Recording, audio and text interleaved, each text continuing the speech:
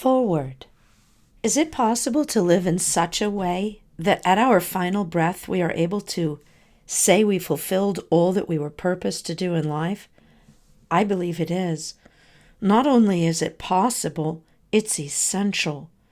The goodness of God will never be seen accurately without a people who display the rarity of a lifestyle of purpose and identity intact. Jesus taught us that the lamp of the body is the eye, and that if the eye is single, the whole body will be filled with light. This word single comes from two words, one and voyage. He is teaching us that the whole being of those who keep the eyes of their heart focused on the one thing out of their God-given purpose and identity will be filled with His light.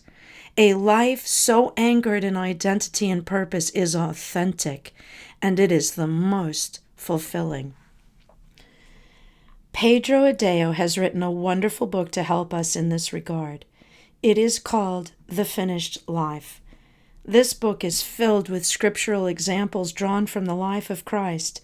He is the ultimate example for us on all these matters. The author helps us to understand the principles that Jesus lived by to be able to say, "It is finished." Everything He had purposed to do was accomplished. You too can unlock the potential and purpose that is hidden in your life that will influence and change the world by revealing the glory and goodness of God. Pedro has a gift for asking great questions to activate the discovery of truth.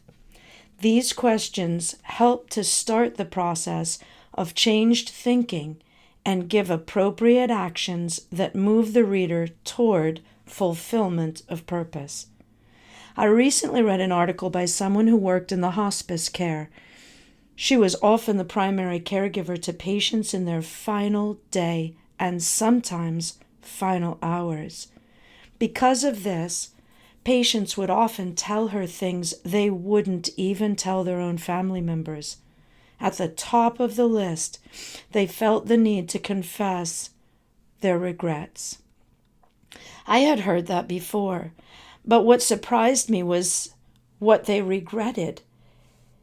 They overwhelmingly regretted not having been true to themselves and their dreams, but instead having tried to be what others expected of them.